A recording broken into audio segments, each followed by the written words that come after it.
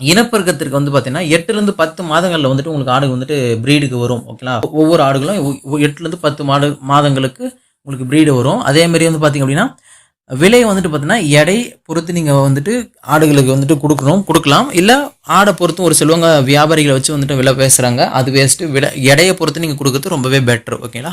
So இது அடுத்தது 10வது கேள்வி, லாஸ்ட்டாக ஒரு கேள்வி கேட்டிருக்காங்க. என்ன அப்படின்னா ஆடுகளை எங்கே மார்க்கெட்டிங் பண்ணுறது அப்படின்ற மாதிரி கேட்டிருக்காங்க.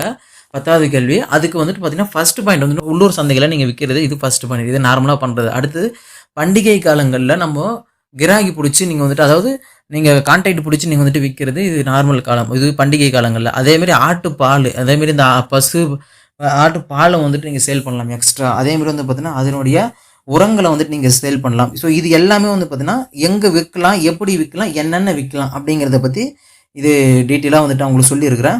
இப்போது இந்த 10 கேள்விகளில் வந்துட்டு பார்த்தீங்கன்னா உங்களுக்கு ஒவ்வொரு கேள்வியும் நீங்கள் மறுபடியும் திரும்ப கூட கேட்டு பாருங்கள். உங்களுக்கு புதுசாக வந்துட்டு புரிய ஆரம்பிக்கும். ஓகேங்களா? ஸோ அப்போ நீங்கள் உங்களுக்கு வந்து ஈஸியாக வந்துட்டு நீங்கள் ஆடுகளை வந்துட்டு வளர்க்குறதுக்கு, பிஸ்னஸை ஸ்டார்ட் பண்ணுறதுக்கு நீங்கள் வந்துட்டு உங்களுக்கு இது ஒரு ஹெல்ப்ஃபுல்லாக இருக்கும். ஓகேங்களா? இதில் வேறு ஏதாச்சும் டவுட் இருந்துச்சுன்னா கீழே கமெண்ட்டில் கேளுங்க. இல்லை ஏதாவது ஒரு கேள்வியை இன்னும் ரொம்ப டீட்டெயிலாக எக்ஸ்பிளைன் பண்ணணும் அப்படின்னா கீழே கமெண்ட்டில் சொல்லுங்கள். அதை பற்றி நான் டீட்டெயில் வீடியோ நான் போடுறேன். இது எல்லாமே ஓரளவு கேட்ட கேள்விக்கு நான் பதில் சொல்லிட்டு இருக்கேன். அவ்வளோதான். ஓகேங்களா? ஸோ இதில் நீங்கள் ஆடு வளர்க்குறீங்கன்னா கீழே ரெட் கலர்ட்ட கமெண்ட் பண்ணுங்கள். ஸோ